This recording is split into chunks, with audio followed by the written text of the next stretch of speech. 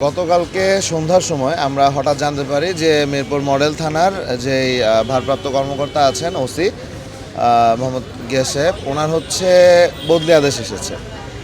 বৈষম্যবিরোধী ছাত্র আন্দোলন মিরপুর জোনের আমরা যারা আছে আমরা আসি এবং এসে হচ্ছে জিজ্ঞাসা করি যে কেন তাকে বদলি করা হয়েছে। বিষয়টা হচ্ছে মিরপুরের যে 7টি থানা আছে, 7টি থানায় বিভিন্ন সময়ে যেই ওসি যারা আছেন, যারা শিক্ষার্থী বান্ধব এবং শিক্ষার্থীদেরকে বিভিন্নভাবে সহযোগিতা করছেন এবং পাশাপাশি আওয়ামী ফ্যাসিস্টদের বিরুদ্ধে শক্ত অবস্থান নিচ্ছেন, এই যে মানুষগুলো আছেন এদেরকে বিভিন্নভাবে বদলি করে দেওয়া হচ্ছে।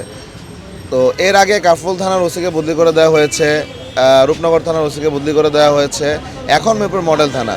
এই যে গিয়াস ভাই বা মিরপুর, আসলে এখানে ব্যক্তি কোনো বিষয় না, চেয়ারটা হচ্ছে মুখ্য বিষয়। যারা এতদিন ধরে স্টুডেন্টকে নিরলসভাবে সাপোর্ট দিয়ে আসতেছে তাদেরকে কে বা কাদের নির্দেশে বারবার বদলি আদেশ দেওয়া হচ্ছে। যদি এরকম হয় তাহলে আমাদের বলতে হবে যে আসলে দেশ নতুন করে স্বাধীন হয় নাই, সেই আওয়ামী ফ্যাসিস্টদেরকে যারা পুনর্বাসিত করতেছে বা যারা বিভিন্ন ধরনের মামলা বাণিজ্য করতেছে তারা কিন্তু বহাল তবিয়ত বিভিন্ন থানাতে টিকে আছে। তো আমরা চাই বৈষম্যবিরোধী ছাত্র আন্দোলন মিরপুর জোনের বিভিন্ন থানার যারা প্রতিনিধি আছে, আপনারা জানেন আমাদের একটা অফিসিয়াল অর্গানোগ্রাম এসেছে, 7টি থানায় কমিটি ঘোষণা করা হয়েছে।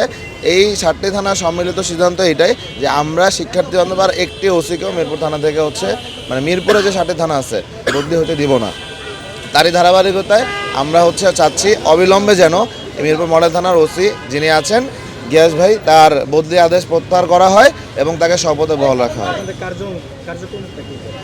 আমাদের গতকালকে রাত্রে আমরা এখানে একটা বিক্ষোভ মিছিল করি এবং সংবাদ সম্মেলন করে আমরা আলটিমেটাম দিই যে আজকে সকাল 10টার মধ্যে যদি স্বরাষ্ট্র মন্ত্রণালয় থেকে বা পুলিশের উপরমহল থেকে যদি কোনো ধরনের সিদ্ধান্ত না আসে, সেক্ষেত্রে আমরা মডেল থানার স্বাভাবিক কার্যক্রম বন্ধ করে দিব।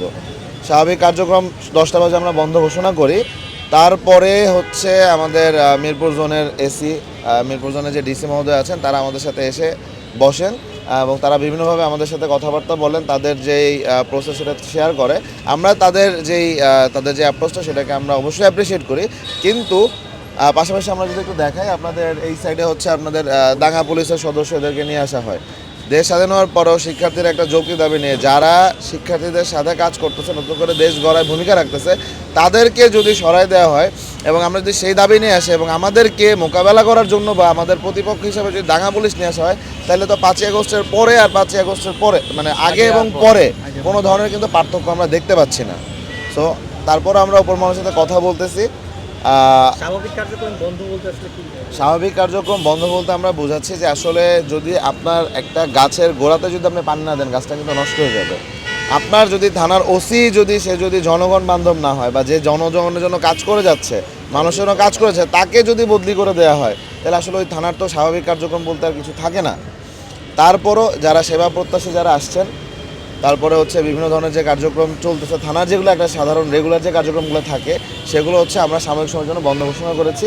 তারপরে যখন এসি মহোদয় এসেছেন, মিরপুরের দায়িত্বে যিনি আছেন উনি এসেছেন, আমাদের সাথে কথা বলেছেন, আমরা জনগণের সুবিধার কথা চিন্তা করে পকেট গেটটা খুলে দিয়েছি।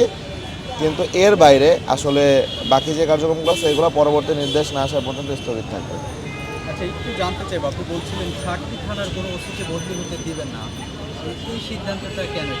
আসলে এই সিদ্ধান্তটা নেওয়ার, এটা আপনারা যদি বলেন, এটা হচ্ছে আমাদের একটা আক্ষেপের জায়গা থেকে বলা যে 5ই আগস্টের পরে বিভিন্ন থানায় কিন্তু বিভিন্ন ওসির পদায়ন ঘটেছে। আমরা জানি যে যারা আওয়ামী ফ্যাসিস্ট সরকারের যারা হচ্ছে প্রতিনিধিত্ব করতেন, যারা হামলার নির্দেশদাতা ছিলেন, এরা বদলি হয়ে তাদের জায়গায় নতুন ওসি এসেছে। এর মধ্যে কয়েকটা থানার ওসি আছেন যারা আমাদের সাথে একসাথে কাজ করছে মানে আমরা যা কথা বলছি তারা তাই শুনতেছে, বিষয়টা এরকম না।